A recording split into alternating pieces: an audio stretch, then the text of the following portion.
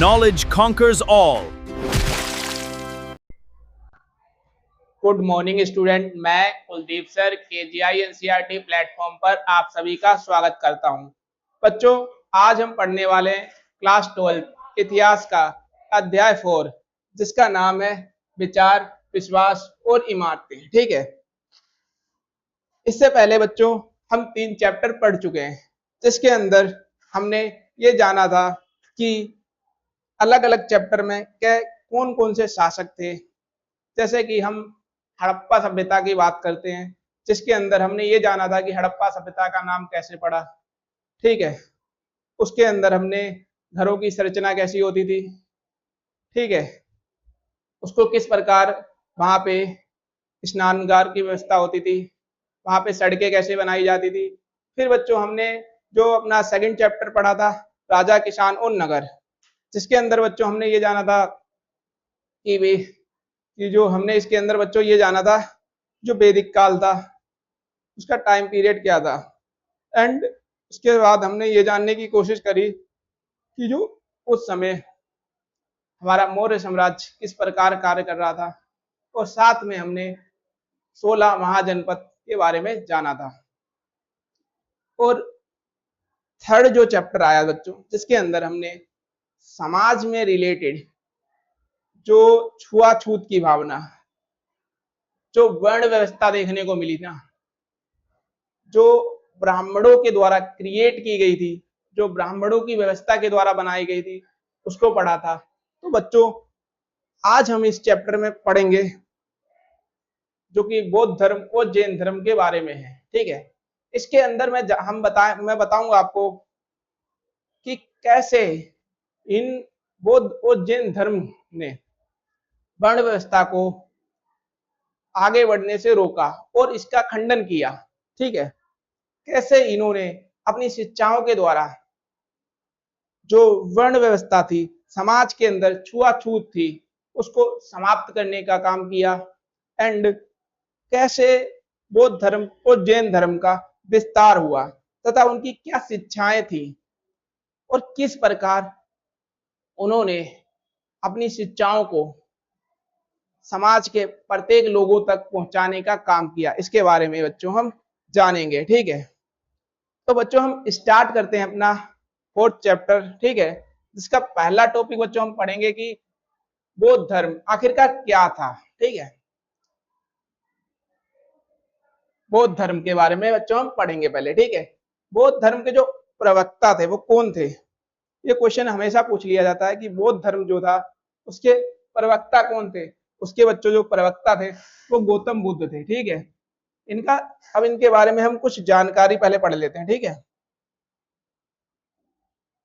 बच्चों, इनके जो नाम प्रवक्ता थे वो कौन थे, गौतम बुद्ध थे। कौन थे, गौतम बुद्ध थे। ठीक है, इनका जो जन्म हुआ था बच्चों वो कब हुआ था, 563 ईसा पूर्व, 563। और इनका जो जन्म स्थान भी पूछ लेता है कभी कभार। ठीक है, वो कौन सा था, लुम्बिनी। ठीक है, पिता जो थे वो राजा सुतधोन और रानी माया देवी जो थी। ठीक है, इनकी माता। यानी कि जन्म के 7 दिन, जब इनका जन्म हुआ था ना बच्चों, जन्म के 7 दिन बाद उनकी माता का देहांत हो गया था। यानी कि जो इनका जब जन्म हुआ था, इनके 7 दिन बाद इनकी जो माता थी, इनका देहांत हो गया था। ठीक है, उनकी माता की मृत्यु हो गई थी।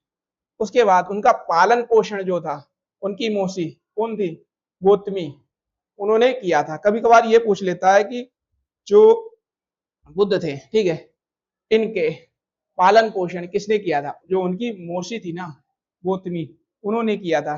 और बचपन में उन्हें किस नाम से जाना जाता था बच्चों, बचपन में ना उन्हें सिद्धार्थ नाम से जाना जाता था। और उनका जीवन सुख सुविधाओं से बीता। यानी कि जो गौतम बुद्ध थे ना, इनका जो बचपन में नाम था वो सिद्धार्थ था, और इनका जो जीवन है वो सुख और सुविधाओं में बीता था। तो इन्हें कभी दुख का कोई कष्ट हुआ ही नहीं, कष्ट नहीं हुआ था। ठीक है, और इसके बारे में हम जानते हैं कि ठीक है, यानी कि जब 16 वर्ष की जो आयु थे ना इनकी, जब गौतम बुद्ध थे, इनकी जब 16 वर्ष की जो आयु हुई ना, 16 वर्ष की आयु में सिद्धार्थ का विवाह हो गया। किससे हो गया? यशोधरा से हुआ। ठीक है। उनका एक पुत्र था, कौन था? राहुल था। और राजमहल के रहने के राजमहल में यानी कि जो गौतम बुद्ध यानी कि सिद्धार्थ है, वो राजमहल में रहने के कारण सिद्धार्थ बाहरी संसार के दुखों से अधिक परिचित नहीं था, क्योंकि ये हमेशा राजमहल में रहते थे, तो इन्हें दुख पता ही नहीं होता था कि क्या होता है। और इन सारी सभी सुख सुविधाएं क्या होती थी बच्चों? प्राप्त होती थी। ठीक है। और जब वे बाहर निकले तो उन्होंने, जब वो ऐसे ही घूमने के लिए बाहर निकले तो उन्हें क्या दिखा? उन्हें एक वृद्ध व्यक्ति दिखा।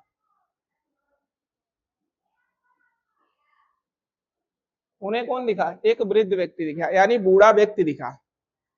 और फिर उन्हें एक बीमार व्यक्ति दिखा और मृत शरीर को उन्होंने देखा। ठीक है। इन दृश्यों ने उन्हें जीवन में मौजूद दुख और उसके कारणों पर गहराई से सोचने के लिए प्रेरित किया। यानी कि बच्चों, जब ये महल के से घूमने के लिए निकले तो इन्होंने, जब घूमते घूमते इन्हें ना 3 लोग दिखे। एक वृद्ध व्यक्ति दिखा, एक बीमार व्यक्ति दिखा और एक क्या दिखा? मृत शरीर दिखा, जिससे इन्होंने इसको गहराई से इन्होंने लिया। ठीक। और इन्होंने ये देखने का प्रयास किया, जो इन्होंने ये दृश्य देखा है, जिससे उन्हें जीवन में मौजूद दुख और उसके कारणों पर गहराई से सोचने का कार्य किया था इन्होंने, जब ये चित्र अपनी आंखों से इन्होंने देखा था। क्योंकि ये महल में रहते थे तो इन्हें तो दुख पता नहीं था कि दुख होता क्या है। ठीक है। अब बच्चों हम देखेंगे कि जीवन को समझने, यानी कि इन्होंने क्या किया, जीवन जो है उसको समझने, यानी कि जीवन होता क्या है उसको समझने के लिए और दुखों से मुक्ति पाने के उद्देश्य से सिद्धार्थ कब था? सिद्धार्थ ने 29 वर्ष की आयु में राजमहल को छोड़ दिया। यानी कि जब ये व्यक्ति बाहर निकला तो इन्होंने एक क्या देखा? इसने एक वृद्ध व्यक्ति देखा, मृत शरीर देखा और बीमार व्यक्ति देखा। तो इसको दुखों का एहसास हुआ और ये ना जीवन जो था उसको समझने के लिए, उसको सीखने के लिए ना बाहर निकला। ठीक है। यानी समझने के लिए और दुखों से मुक्ति पाने, जो दुख होते हैं समाज के अंदर, हर व्यक्ति को दुख होता है कोई ना कोई। ठीक है। उसे मुक्ति पाने के लिए, मुक्ति पाने के उद्देश्य से सिद्धार्थ जो था वो 29 वर्ष की आयु में राजमहल जो था उसको छोड़ दिया इसने। ठीक है। इसके बाद वे अनेक स्थानों की यात्रा करते हुए मगध क्षेत्र पहुंचे। यानी कि जब सिद्धार्थ थे ये यात्रा करते हुए काफी ज्यादा क्षेत्र में घूमे। ठीक है। और वो क्या हुआ? मगध पहुंचे। ठीक है। फिर उन्होंने अपना उन्होंने अपना पहला जो उपदेश दिया था वो कहाँ दिया था? ये क्वेश्चन पूछ लेता है। सारनाथ में दिया था, यानी वाराणसी के पास में दिया, जिसे धर्म चक्र प्रवर्तन कहा गया। जिसे बच्चों किस नाम से जाना जाता है? धर्म चक्र प्रवर्तन के नाम से जाना जाता है। और 483 ईसा पूर्व में ना लगभग 80 वर्ष की आयु में उनका निधन हो गया। यानी कि जो 80 वर्ष की जब उनकी आयु थी उनका निधन हो गया। और बौद्ध परंपरा में इन्हें महापरिनिर्वाण कहा जाता था। यानी कि जब जो मृत्यु हो जाती है ना बच्चों, उसको बौद्ध जो परंपरा है ना उसके अंदर क्या कहा जाता है? महापरिनिर्वाण कहा जाता है। ठीक है बच्चों। इसके बाद हम पढ़ेंगे कि जो बौद्ध धर्म में ज्ञान का विकास कैसे हुआ है। यानी कि जो बौद्ध धर्म था इसके अंदर ज्ञान का जो विकास था वो कैसे डेवलपमेंट हुआ, धीरे धीरे हुआ। ठीक है। जो बौद्ध धर्म के दौर में अलग अलग शिक्षक आपस में वाद विवाद और चिंतन द्वारा ज्ञान प्राप्त करते थे। यानी जो बौद्ध धर्म था ना इसके अंदर जो शिक्षक होते थे वो आपस में क्या करते थे?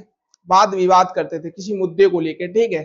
जिसके द्वारा जो इन्हें क्या होता था? ज्ञान प्राप्त होता था और उसके जो विषय होते थे उस पर काफी गहराई से चिंतन करते थे। ठीक है। जिससे इन्हें क्या होता था? ज्ञान प्राप्त होता था। और इस दौर में अलग अलग शिक्षक अपने अनुयायियों के साथ अलग अलग जगह पर घुमा करते थे और अन्य शिक्षकों से चर्चा करते थे। यानी कि जब इनके शिक्षक और इनके कुछ अनुयायी होते थे, जैसे कि इनके छात्र होते थे, इनको साथ में लेकर अलग अलग जगह पर घूमते थे और अलग अलग जो क्षेत्र के कुछ लोग होते थे जो शिक्षा व्यवस्था से रिलेटेड होते थे, उनसे किसी भी बात को लेकर वाद विवाद किया करते थे। जैसे कि ये ज्ञान को क्या करते थे, इकट्ठा करने का काम करते थे अपने। ठीक है, दो शिक्षकों की चर्चा में जो शिक्षक सामने वाले को अपनी बात समझा देता था और उसकी सहमति प्राप्त कर लेता था, वह उसका गुरु बन जाता था। यानी कि अगर कोई दो शिक्षक हैं, वो आपस में चर्चा कर रहे हैं, ठीक है, और एक शिक्षक अपनी बात को दूसरे को समझा देता था और उसकी जो सहमति है वो प्राप्त कर लेता था, यानी कि वो बोल देता था कि जो आपकी बात है वो मुझे समझ में आ गई, तो वो व्यक्ति क्या करता था, उसको अपना गुरु मान लेता था। ठीक है, इस चर्चा में सहजशीलता और समझदारी हुआ करती थी। यानी कि जो ये लोग बात करते थे, जो चर्चा करते थे, इसमें काफी गहराई से मुद्दे को उठाते थे और बात करते थे। इसके अंदर सहजशीलता देखने को मिलती थी बच्चों, और समझदारी वाली बातें किया करते थे। ये चर्चाएं पुट्टुगार सलाओं में हुआ करती थी। ठीक है, यानी जो छत वाली झोपड़ी होती थी ना, झोपड़ी आपने देखी होगी गांव में, उसके ऊपर कुछ छत पड़ी होगी। ठीक है, तो उसको क्या कहा जाता, उसको कहा जाता था गुट्टूगरा सलाह कहा जाता था। ठीक है, गौतम बुद्ध और महावीर भी ऐसे ही शिक्षकों में से एक थे। यानी कि जो गौतम बुद्ध थे और महावीर जो थे, वो इन शिक्षकों में से ही एक थे। ठीक है, अब हम उनके बारे में एक एक करके जानने की कोशिश करेंगे बच्चों। ठीक है, यानी कि बुद्ध की शिक्षाएं, यानी बुद्ध की प्रमुख शिक्षाओं में चार आर्य शस्त्र, यानी कि जो बुद्ध की शिक्षा है ना बच्चों, उसके अंदर हमें क्या देखने को मिलता है, चार आर्य शस्त्र और अष्टांगिक मार्ग देखने को मिलता है। चार आर्य शास्त्र क्या थे, उसके बारे में हम जानने की कोशिश करेंगे बच्चों। ठीक है, इस अध्याय में तो दुख जो होता था, दुख संसार में मानव जीवन दुख और कठिनाइयों से जुड़ा है। यानी कि जो संसार है उसके अंदर हर व्यक्ति को कोई ना कोई दुख और कोई ना कोई कठिनाई जरूर है। ठीक है, आपको भी कोई ना कोई दुख होगा, मुझे भी कोई ना कोई दुख है। ठीक है, तो वो कोई ना कोई दुख होता है। ठीक है, अब दुख का कारण तो इन्होंने बताया कि जब दुख है तो उसका कोई कारण तो होगा, तो क्या कारण है इसके ऊपर बच्चों हम बात करेंगे। ठीक है, यानी कि दुख का कारण है, दुखों का प्रमुख कारण मनुष्य की इच्छाएं और तृष्णाएं होती थी। यानी कि बच्चों जो मनुष्य होता था उसके दुख का कारण जो होती थी उसकी इच्छाएं होती थी। अगर वो अपनी इच्छाओं को पूर्ण नहीं कर पाता था तो उसे दुख होता था। ठीक है बच्चों, तो दुख का कारण भी उसके पास होता था। ठीक है, फिर बच्चों दुख का निरोध, यानी इच्छाओं और तृष्णों से मुक्ति पाकर दुखों का अंत किया जाता है। यानी कि जो मेरी इच्छाएं हैं, ठीक है, मैं उनको मार दूं तो क्या कर सकता हूं, मैं भाई दुख से छुटकारा पा सकता हूं। ठीक है, मेरा दुख क्या है, मेरे कुछ इच्छाएं हैं जो पूरी नहीं हो पा रही हैं, तो वो अगर मेरी इच्छाएं पूरी हो जाती है तो मेरे को दुख नहीं है। ठीक है, और आपकी भी कुछ इच्छा है कि आप बोर्ड में अच्छे नंबर से पास हो, और जब तक नहीं पास हो जाते हो तब तक क्या है, ये आपकी एक इच्छा है और इसको लेकर दुख तो रहेगा। ठीक है बच्चों, फिर क्या होता है, दुख निरोध का मार्ग, यानी दुखों से मुक्ति के लिए बुद्ध ने अष्टांगिक मार्ग बताया। यानी कि इन्होंने दुख का निरोध, यानी दुख से मुक्त होने के लिए ना, इन्होंने एक सिद्धांत दिया है जिसका नाम है अष्टांगिक मार्ग। वो क्या है, अब उसके बारे में बच्चों हम, अष्टांगिक मार्ग क्या है इसके बारे में बच्चों हम बात करते हैं। यानी कि इन्होंने बुद्ध की शिक्षाओं में 8 मार्ग दिए, जो 8 मार्ग हैं इन्होंने वो बताए हैं, जिसको क्या नाम दिया गया, अष्टांगिक मार्ग। ठीक है बच्चों, यानी कि सम्यक दृष्टि, जीवन और वास्तविकता को सही रूप में समझना। यानी जो जीवन है, जो वास्तविकता होती है, जीवन और वास्तविकता में ना, एक जो हम सोच रहे हैं और एक जो वर्तमान में वास्तविकता में हो रहा है, उसमें काफी अंतर देखने को मिलेगा आपको। ठीक है, तो उसके बीच ये क्या बोलते हैं, जीवन और वास्तविकता को सही रूप में हमें समझना चाहिए। ठीक है, सम्यक संकल्प यानी सही, अहिंसक और कल्याणकारी विचार रखना चाहिए। यानी कि ये बोलते हैं कि हमें अहिंसा का पालन करना चाहिए,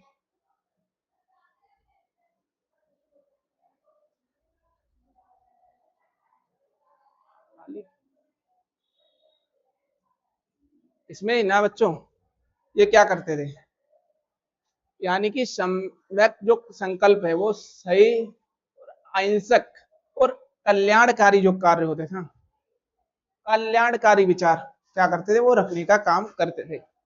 फिर एक सम्यक वाणी यानी झूठ, कटु और अनुचित वाणी से बचकर उचित वचन बोलना। इनका मतलब था कि जो सम्यक वाणी, हमें सभी से विनम्रता पूर्वक बात करनी चाहिए। ठीक है, हमें क्रोध नहीं करना चाहिए, हमें अपनी वाणी पर विराम रखना चाहिए, हमें कभी किसी को गलत गाली गलौज नहीं करना चाहिए, सत्य बोलना चाहिए हमेशा। ये इनकी क्या होती थी बच्चों, इनकी शिक्षाओं के अंदर ये शामिल था। ठीक है बच्चों, फिर इसके बाद बच्चों हम देखने की कोशिश करेंगे कि जो सम्यक कर्म है इनके कर्म क्या होते थे, ये कर्म को लेकर क्या बताते हैं। उचित और नैतिक आचरण करना, यानी कि जो सम्यक कर्म है ना, इसके अंदर वो उचित और नैतिक जो कार्य होते हैं उसको लेकर बात करते हैं। यानी कि सभी जो कार्य ये लोग बताते हैं ये समान है, हमें कार्यों के आधार पर किसी के साथ किसी भी प्रकार का भेदभाव नहीं करना चाहिए। और ये जो इसी आधार पर वर्ण व्यवस्था का ना बच्चों विरोध करते हैं, क्योंकि जो वर्ण व्यवस्था है ना उसके अंदर कार्यों के आधार पर लोगों का विभाजन किया गया था। ठीक है, और अब बच्चों हम पढ़ते हैं सम्यक आजीविका यानी उचित और नैतिक संसाधनों से जीविका चलाना है। यानी कि हमें ये बात करते हैं कि हमें अपनी जरूरतों के अनुसार ही ना संसाधनों का इस्तेमाल प्रयोग करना चाहिए। ठीक है, और हमें उन्हें उचित प्रक्रियाओं के द्वारा ही अपने जीवन निर्वाह के लिए प्रयोग करना चाहिए। ठीक है, हमें उनको संचयन यानी इकट्ठा करके नहीं रखना चाहिए।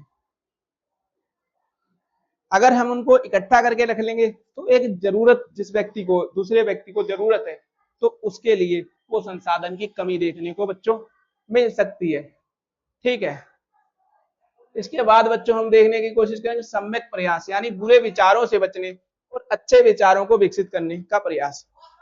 यानी कि ये जो 8 मार्क दिए हैं इसमें छठे नंबर पे ये बात करते हैं ना, हमें बुरे विचारों को क्या करना चाहिए, त्याग करना चाहिए और अच्छे जो विचार हैं उनको अपनाना चाहिए।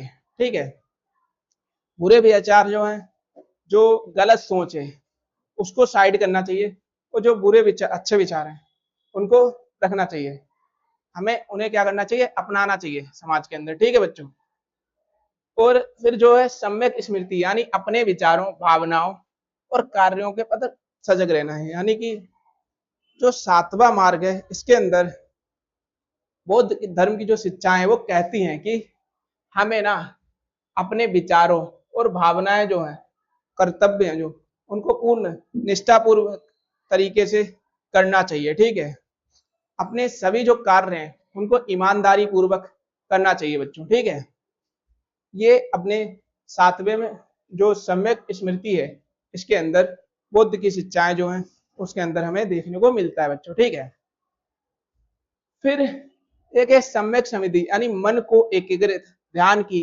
अवस्था प्राप्त करना। यानी जो मन है हमारा क्या चंचल है, मन जो हमारा चंचल है वो भटकता रहता है एक जगह से दूसरी जगह। ठीक है, कभी कभी अपने आप ही कभी अच्छे ख्याल कभी बुरे ख्याल क्या होते हैं, आने लगते हैं बच्चों। ठीक है, तो ये अपने 8वें जो मार्ग है उसके अंदर ये बताते हैं हमें जो मन है हमारा उसको एकीकृत करना चाहिए। ठीक है, उसको एक काम के समय एक जगह पर इकट्ठ रखना चाहिए। ठीक है, अलग अलग जगहों पे भटकाना नहीं चाहिए। ठीक है बच्चों, इसके बाद बच्चों हम देखने की कोशिश करेंगे कि बौद्ध संगीति, इसके बारे में हम बच्चों जानेंगे। ठीक है,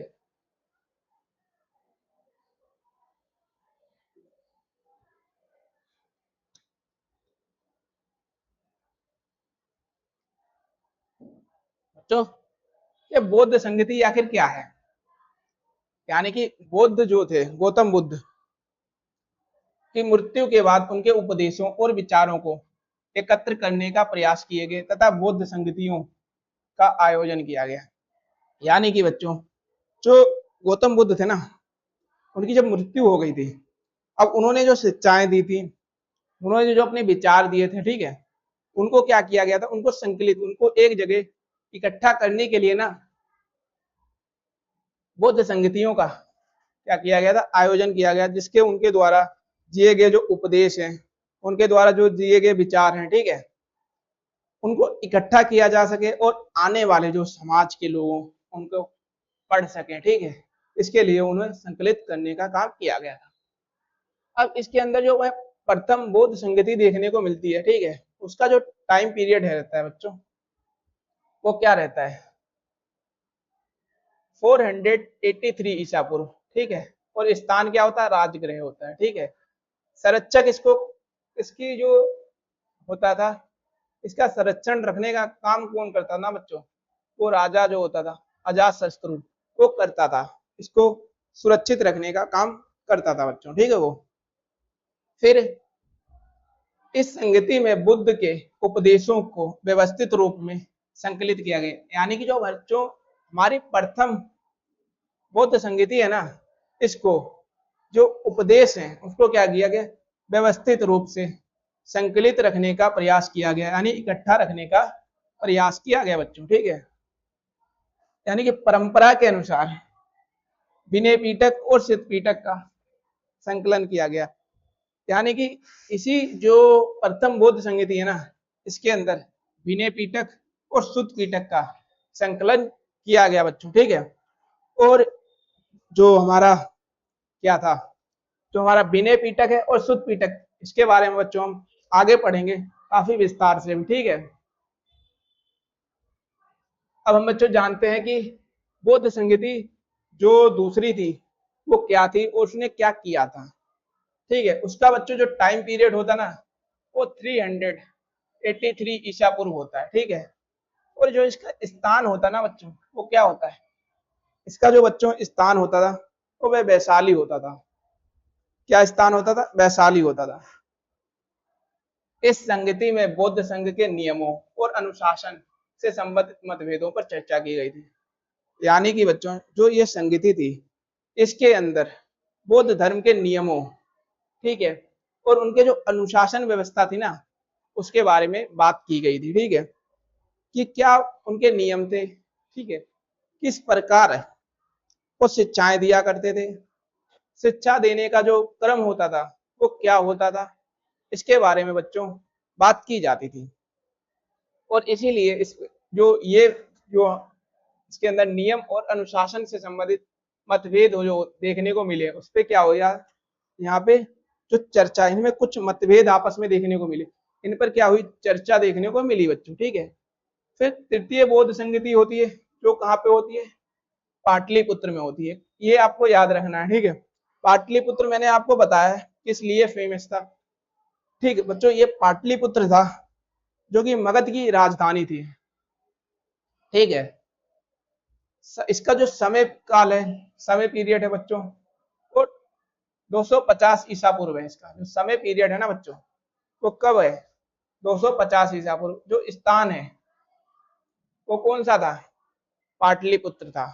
और इसका जो संरक्षक रखने का काम इसको किया गया था, जो तीसरी संगति के अंदर कौन से शासक ने किया था बच्चों, सम्राट अशोक है।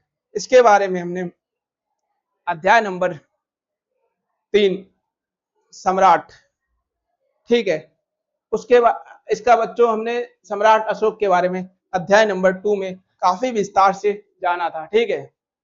फिर बच्चों इसका जो उद्देश्य क्या है, इसका जो बौद्ध संघ को अधिक संगठित करना, मतभेदों को दूर करना और शिक्षाओं को व्यवस्थित करना था। यानी कि जो तीसरी बौद्ध संगति जो बनाई गई थी, इसका क्या उद्देश्य था, ठीक है।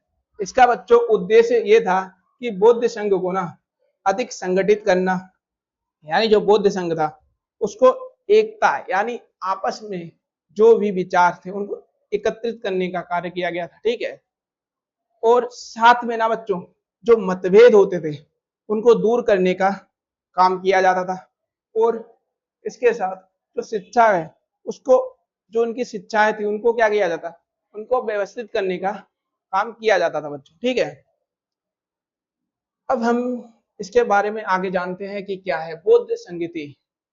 चतुर्थ बौद्ध संगीति क्या थी। ठीक है, तो बच्चों चतुर्थ बौद्ध संगीति थी ना, उसका जो समय पीरियड में देखने को मिलता है वो 72 ईस्वी में देखने को मिलता है। और इसको संरक्षण रखने का काम कौन करता था, कनिष्क करता था। कौन, कनिष्क। इस समय बौद्ध धर्म में महायान और हीनयान दो प्रमुख धाराएं स्पष्ट होती थी। यानी बच्चों जब बौद्ध धर्म की चतुर्संगति होती थी तो उसके अंदर क्या होता था बच्चों, उसके अंदर हमें दो प्रमुख धाराएं देखने को मिली थी। वो कौन थी, कौन सी थी, एक बच्चों महायान थी और एक हीनयान थी। अब महायान क्या थी और हीनयान क्या थी इसके बारे में बात करते हैं। ठीक है, यानी कि बच्चों इस धारा में बुद्ध को दिव्य और पूजनीय रूप में स्वीकार किया गया था। यानी कि महायान के रूप में क्या हुआ था, बुद्ध को दिव्य और पूजनीय रूप में क्या किया गया, स्वीकार किया गया था। और हीनयान में, इस धारा में बुद्ध को महान शिक्षक मानकर उनकी शिक्षाओं पर अधिक बल दिया गया। ठीक है बच्चों, इसके अंदर इन्होंने दिव्य पूंजी, इसको क्या, दिव्य पूजनीय इसके अंदर माना जाता था। ठीक है, पूजा वगैरह करते थे महान। और हीनयान में क्या किया जाता था, बुद्ध को महान जो शिक्षक होता था वो मानकर उनकी शिक्षाओं पर क्या होता था, अधिक बल दिया जाता था। ये बच्चों हमने 4 संगति पढ़ी हैं जो कि बौद्ध धर्म से रिलेटेड है। फिर हमने आपको बताया था कि जो 3 पीटक हमें मिला है, कहाँ से मिला, बौद्ध धर्म से मिला है। ठीक है, इसके अंदर हमने 3 पिटारे देखने को मिलते हैं, उसके अंदर क्या क्या होता था इसके बारे में हम बात करते हैं बच्चों। ठीक है, त्रिपिटक बौद्ध धर्म के प्रमुख ग्रंथों का संग्रह थे। यानी कि बच्चों जो त्रिपिटक था ना, जो बौद्ध धर्म के जितने भी ग्रंथ थे उनका क्या था, प्रमुख ग्रंथों का एक संग्रह था, जिन्हें 3 भागों में विभाजित किया गया था। पहला क्या था, विनय पीटक, दूसरा सुत्त पीटक और तीसरा था अभिधम पीटक। ठीक है, इसके बारे में बच्चों हम काफी विस्तार से पढ़ेंगे। ठीक है, और इसके अंदर हम ये भी जानेंगे कि कौन कौन से चीजें इनके अंदर शामिल होती थी। ठीक है बच्चों, इसके अंदर जब बच्चों हम बात करते हैं ना, इसमें बौद्ध संघ तथा भिक्षु भिक्षुणियों के आचरण, अनुशासन, ठीक है, और नियमों का विस्तृत वर्णन मिलता है। यानी कि बच्चों जो विनय पीटक था ना, इसके अंदर बच्चों क्या होता था, इसके अंदर जो हमें जो भिक्षु होते थे, भिक्षुणी होती थी, यानी दान मांगने वाले, उनके आचरण, उनका जो आचरण है वो किस प्रकार, यानी जो उनका व्यवहार है वो किस प्रकार बात करेंगे उसके बारे में था होता था। और उनके लिए कुछ नियम बनाए होते थे, नियम बनाए गए थे कि किस प्रकार वे अपने कार्यों को करेंगे, उसके लिए कुछ नियम बनाए जाते थे। और उनका अनुशासन, यानी कि वो कार्यों के अनुसार, कार्यों को अपने किस अनुशासन के अंदर करेंगे। ठीक है, तो ये सब जो नियम वगैरह होते थे वो विनय पीटक में देखने को मिलते थे बच्चों। फिर सुत्त पीटक जो था, इसमें जो भगवान बुद्ध के उपदेश, प्रवचनों और शिक्षाओं का संग्रह किया गया था।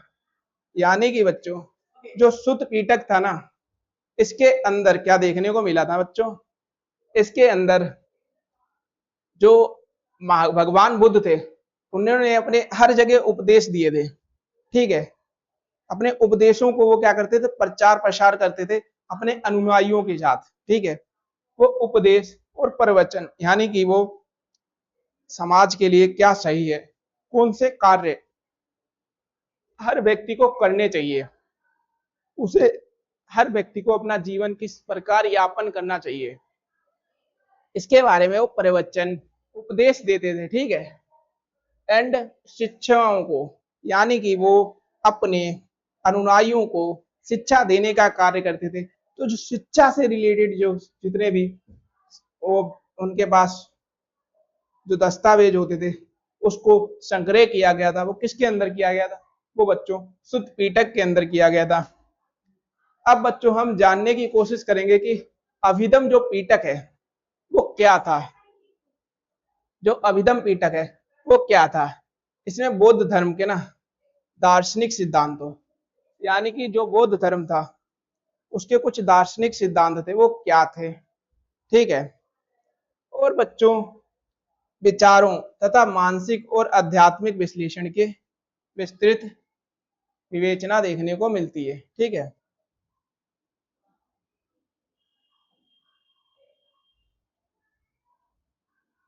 ठीक है बच्चों, किस क्या इसमें बौद्ध धर्म के दार्शनिक सिद्धांतों, बौद्ध धर्म के दार्शनिक सिद्धांतों, विचारों, यानी कि जो बौद्ध धर्म के कुछ सिद्धांत होते थे, कुछ नियम होते थे, कुछ कायदे होते थे। ठीक है बच्चों, कुछ नियम होते थे बच्चों, कुछ कायदे होते थे। ठीक है। कुछ नियम कायदे विचार ठीक होते थे, तो क्या करते थे? उनका मानसिक और आध्यात्मिक विश्लेषण का विस्तृत विवेचना किसमें मिलती है? यानी कि कुछ सिद्धांत जो गौतम बुद्ध के द्वारा, और उनके कुछ क्या होते हैं? नियम होते थे। ठीक है। और साथ में ही ना बच्चों उन्हें मानसिक और आध्यात्मिक विश्लेषण जो होता था उनके द्वारा जो किया जाता था, उनकी विस्तृत व्याख्या और उनकी जो विस्तृत रचना है वो इसके अंदर देखने को मिलती थी बच्चों। ठीक है। अब हम बच्चों तो देखने की कोशिश करेंगे ना, तो क्या है वो बच्चों है बौद्ध धर्म का प्रसार, यानी जो बौद्ध धर्म था इसके अंदर ये अपनी शिक्षाएं होती थी, वो कैसे उनका प्रचार प्रसार करते थे। और साथ में ही हम बच्चों ये भी जानेंगे कि उनके द्वारा कौन कौन सी शिक्षाएं दी जा रही थी। ठीक है। यानी कि बुद्ध बुद्ध की शिक्षाओं से प्रभावित होकर बुद्ध की शिक्षाओं से प्रभावित होकर अनेक लोग उनके साथ जुड़े और धीरे धीरे बुद्ध संघ का निर्माण हुआ। यानी कि बच्चों जब बुद्ध की जो शिक्षाएं थी, ठीक है, लोगों को अच्छी लगी, लोगों को उनके काम की बात लगी, ठीक है, तो वो क्या हुए ना, तो अनेक लोगों के साथ जुड़े, तो जो अब उनकी जो शिक्षाएं बढ़िया लगी तो उनके साथ बुद्ध के साथ क्या हुआ, काफी लोग मिले, काफी लोग उनके साथ संगठित हुए। ठीक है। शिक्षा लेने के लिए, जिसके आधार पर धीरे धीरे क्या हुआ, वहां पे बुद्ध संघ का निर्माण हो गया। ठीक है बच्चों। उस संघ के सदस्य क्या होते थे? सादा जीवन जीते थे, केवल आवश्यक वस्तुएं अपने पास रखते थे। यानी कि जो संघ के सदस्य होते थे ना, वो सिंपल, बिल्कुल सिंपल जीवन जीते थे। ठीक है। और जो जरूरत का सामान होता था ना, सिर्फ वो अपने पास रखते थे। लेकिन जो अगर हम वर्तमान में यही चीज देख लेना बच्चों, लोग क्या करते हैं? दिखावा काफी करते हैं। ठीक है। भले ही वो उस चीज को कहीं से भी लाए हो, ठीक, उसका ना दिखावा, शो ऑफ काफी करते हैं। तो बुद्ध की शिक्षाएं हमें इस बात की ओर प्रेरित करती हैं कि हमें एक दिखावे की जो लाइफ होती है वो नहीं जीनी चाहिए, बल्कि एक सादा जीवन और अपनी आवश्यकताओं के अनुसार जो चीजें आवश्यकताएं हैं उन्हें बस अपने पास रखना चाहिए। ठीक है। हमें विलासिता का जीवन नहीं जीना चाहिए बच्चों। ठीक है। तो प्रारंभ में संघ केवल पुरुषों को सदस्यता दी जाती थी, बाद में महिलाओं को भी इसमें प्रवेश दिया गया। यानी कि जब शुरुआत हुई थी जो बौद्ध संघ की, उसमें केवल क्या हुआ, पुरुषों को जो थे उनको ही शिक्षा दी जाती थी। लेकिन धीरे धीरे क्या हुआ, उसके बाद जो महिलाएं हैं उनको भी इसमें संघ में ना शामिल किया जाने लगा।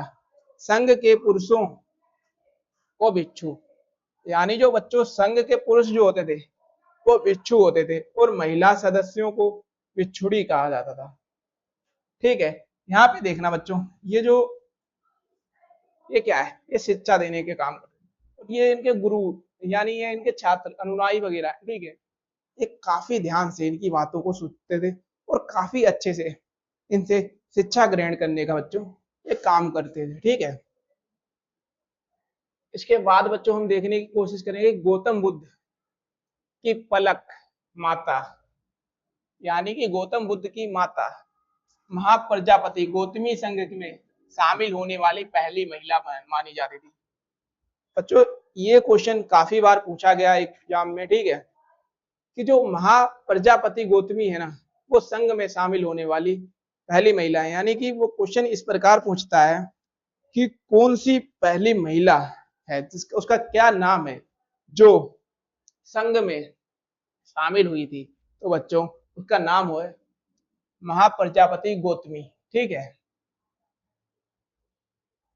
फिर बौद्ध संघ में समाज के विभिन्न वर्गों के लोगों को स्थान मिलता था। यानी कि जो बौद्ध संघ था ना, उसमें समाज के सभी वर्गों को समान रूप से अवसर मिलता था, ठीक है। यानी कि बौद्ध संघ में समाज के विभिन्न वर्गों को लोग जो थे उनको स्थान मिलता था। उनके साथ किसी भी प्रकार का कोई भी भेदभाव नहीं किया जाता था, बल्कि सभी वर्ग लोग, सभी जो वर्ग के लोग थे वो आकर शिक्षा ग्रहण कर सकते थे। और यही दिखाता है हमें कि जो हमने तीसरे चैप्टर में पढ़ा है, वर्ण व्यवस्था कैसे लोगों को विभाजित करने का काम करती थी, लेकिन जो बौद्ध हैं उनकी शिक्षाओं के द्वारा जो वर्ण व्यवस्था है उसको समाप्त करने का प्रयास किया गया बच्चों, ठीक है। अब इसके अंदर देखते हैं कि राजा, व्यापारी, किसान, शिल्पकार आदि विभिन्न वर्गों के लोग संघ से जुड़े तथा सभी सदस्यों को समान माना जाता था।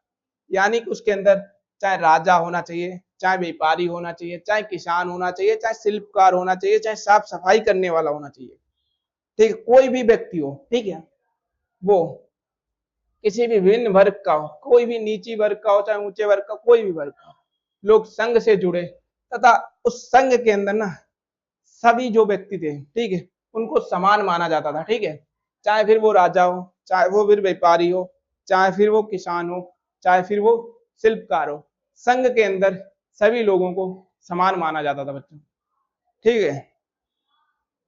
इसके बाद बच्चों हम देखेंगे कि संघ के सदस्य अलग अलग स्थानों पर जाकर बुद्ध की शिक्षाओं का प्रचार प्रसार करते थे। यानी कि जो संघ के अंदर जो लोग शामिल थे ना, वो अलग अलग स्थानों पर जाकर बुद्ध की जो शिक्षा है उसका प्रचार प्रसार करते थे। यानी कि बच्चों जो होता था ना, ये इनके क्या संघ के सदस्य अलग अलग जगह जाएंगे तो क्या करते थे, ये बुद्ध की जो शिक्षाएं होती थी उनका जिक्र करते थे, उनका प्रचार प्रसार करते थे। अब मान लो बच्चों मैं एक एग्जांपल इसका दे देता हूँ यहीं पे, ठीक है। आप किसी चीज की तैयारी वगैरह कर रहे हो, पढ़ रहे हो, ठीक है, आप किसी टीचर से पढ़ रहे हो, ठीक है, तो आपको वो बढ़िया लग रहा है कि हाँ बिल्कुल बढ़िया पढ़ा रहा है, एकदम मेरे अकॉर्डिंग पढ़ा रहा है, मेरे दिमाग में सेट हो जा रही है हर चीजें।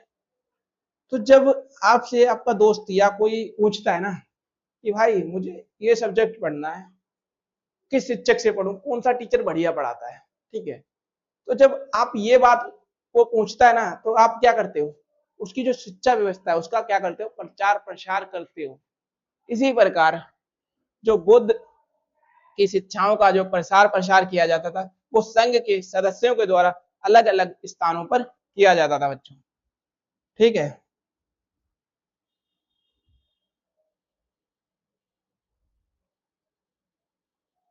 अब बच्चों हम जानने की कोशिश करेंगे कि स्तूप क्या होते थे, कैसे बनाए जाते थे, उनका क्या काम होता था, ठीक है। अभी तक बच्चों हमने ये जाना है कि जो बुद्ध थे, ठीक है, एक कहानी आपने जरूर सुनी होगी, ठीक है। एक जो महिला होती थी उसका जो पुत्र होता था ना मर जाता था, यानी उसकी मृत्यु हो जाती थी, और वो जो महिला होती थी ना वो गौतम बुद्ध के पास जाती थी और बोलती थी कि आप मेरे ना पुत्र को जीवित कर दो। तो जो गौतम बुद्ध थे उस महिला से कहते थे कि आप मुझे ना जो सरसों के पीली सरसों होती थी उसके दाने ला कर दो, ठीक है, मैं आपके पुत्र को जीवित कर दूंगा। तो महिला सोची इसमें कौन सी बड़ी बात है यार, ला दूंगी।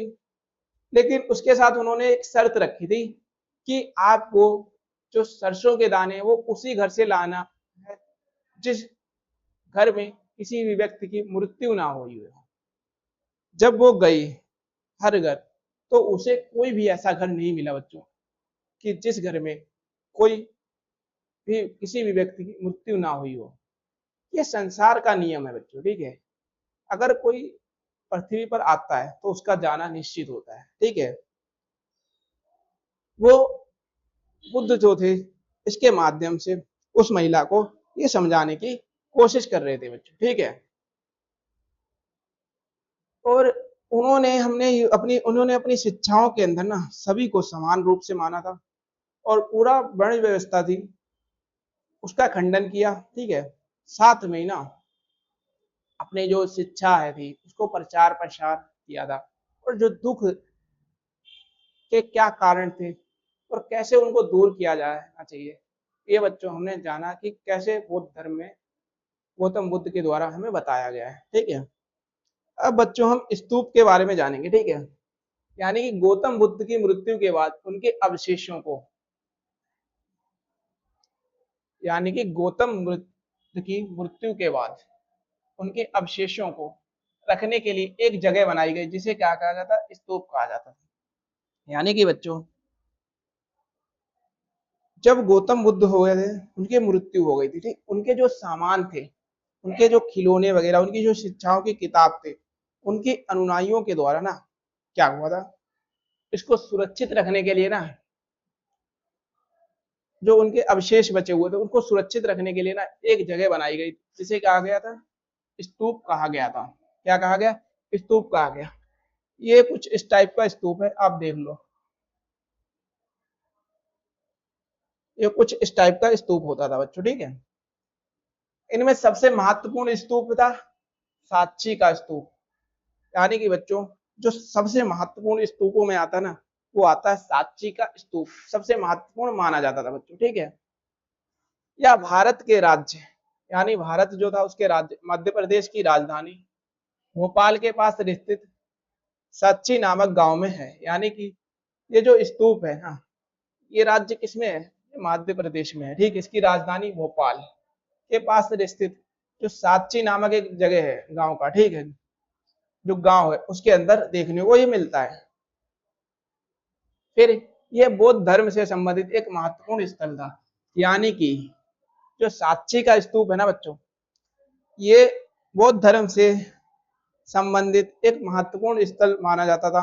यहाँ पर बौद्ध धर्म के शिक्षाओं के बारे में पता चलता है, बौद्ध धर्म के जो बौद्ध धर्म के लोग किन किन नियमों का पालन करते थे, इसके बारे में हमें पता चलता है। यहाँ पे आप जाओगे कभी घूमने वगैरह, तो ये चीजें आप अभी जब उसमें जाते हो ना म्यूजियम वगैरह, तो वहां पे अवशेष दिखते हैं, ठीक है आपको, जिससे आप ना समझ सकते हो कि बौद्ध धर्म किन नियमों का पालन किया जाता था, कौन सी शिक्षाएं दी जाती थी, क्या संघ के जो लोग होते थे उनके साथ समान व्यवहार किया जाता था।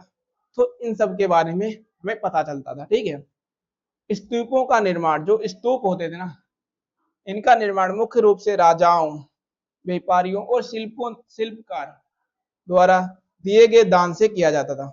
यानी कि उस समय बच्चों जो स्तूप थे उनका जो निर्माण है ना, वो किसके द्वारा करवाया जाता था या किसके द्वारा पैसा दिया जाता था, किसके द्वारा दान दिया जाता था, वो थे बच्चों राजा, व्यापारी और जो शिल्पकार है उनके द्वारा दान दिया जाता था स्तूप को, तो स्तूप जो थे उसके निर्माण के लिए, ठीक है बच्चों।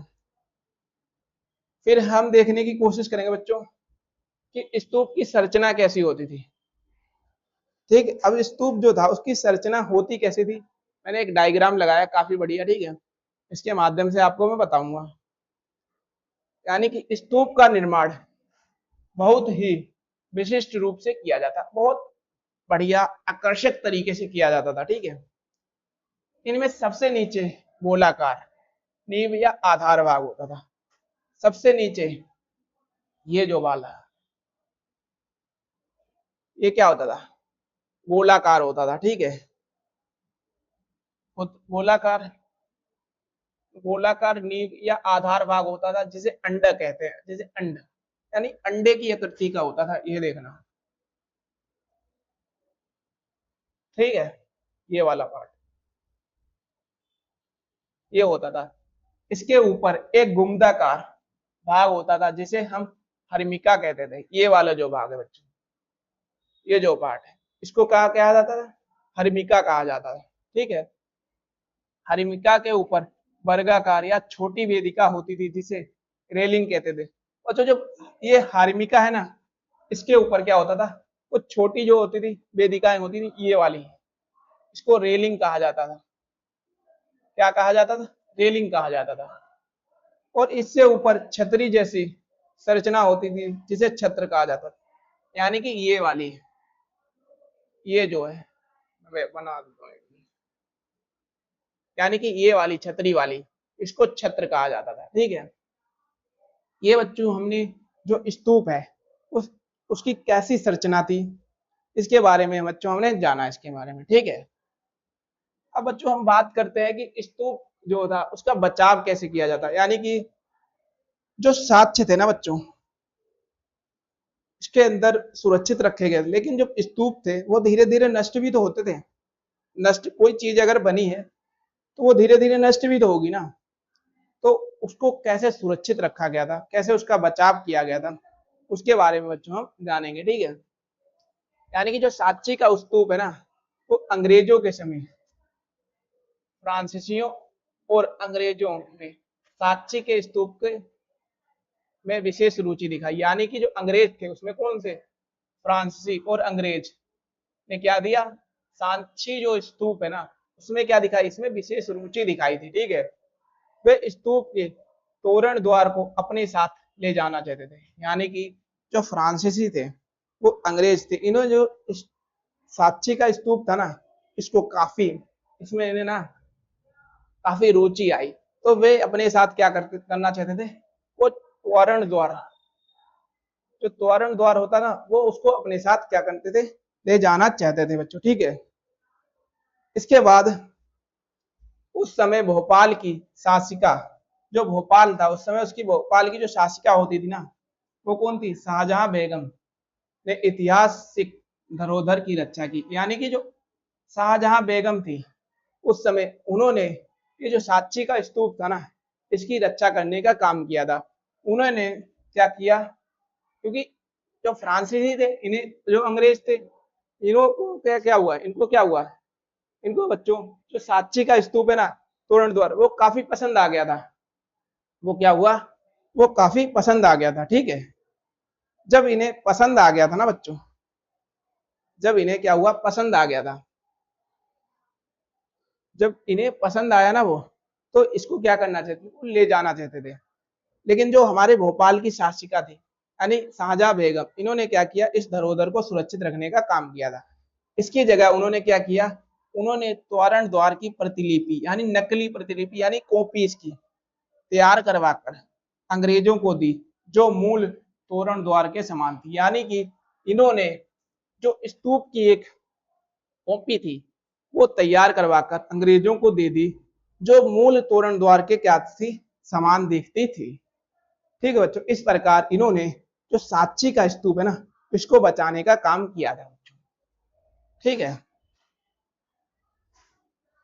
और इस प्रयास से सांची स्तूप के मूल तोरण द्वार की रक्षा की जा सकी, क्योंकि उन्होंने एक कॉपी बनाई थी जो कि सेम डिट्टू उसकी तरह दिखती थी। और इसकी जब कॉपी बनाई थी ना इन्होंने, और वो अंग्रेजों को दे दी, जिससे कि जो मूल हमारी प्रतिलिपि थी, प्रतिलिपि थी ये क्या हुई, सुरक्षित रही। ठीक है, शाहजहां बेगम ने सांची स्तूप के संरक्षण और देखभाल पर विशेष ध्यान दिया। यानी कि जो शाहजहां बेगम ये कहाँ पे थी, भोपाल में। ठीक है, सांची स्तूप के संरक्षण और देखभाल पर इन्होंने विशेष ध्यान दिया था।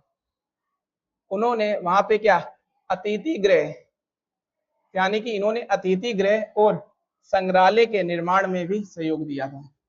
इन्होंने वहीं पे क्या किया, अतिथि गृह और कुछ संग्रहालय भी बनवाए थे।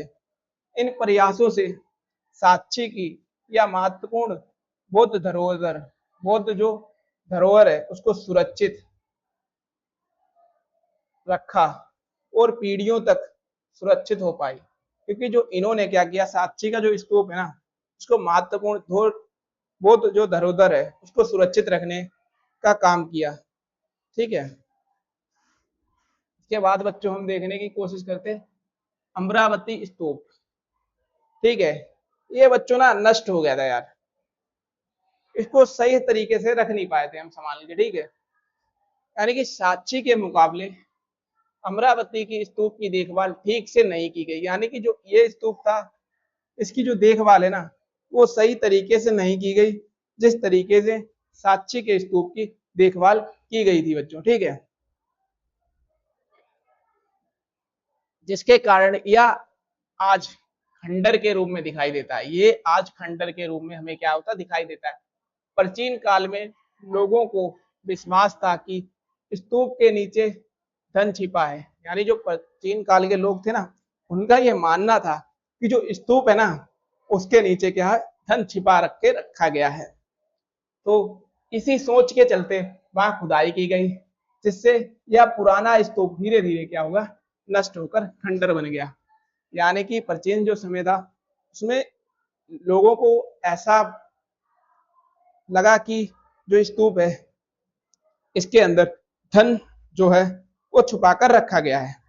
तो इन्होंने क्या कि इसकी खुदाई करनी चालू कर दी, और जब खुदाई करी ना, खुदाई की गई जिससे यह पुराना जो स्तूप था वो धीरे धीरे क्या होगा नष्ट हो गया और एक खंडर के रूप में बन गया। बच्चों आज का जो पार्ट है हमारा यहीं तक रहेगा, ठीक है। इसके बाद जो हम नेक्स्ट पार्ट पढ़ेंगे जिसके अंदर बच्चों हम जैन धर्म के बारे में पढ़ेंगे और बौद्ध धर्म के बारे में हम पढ़ चुके हैं, ठीक है।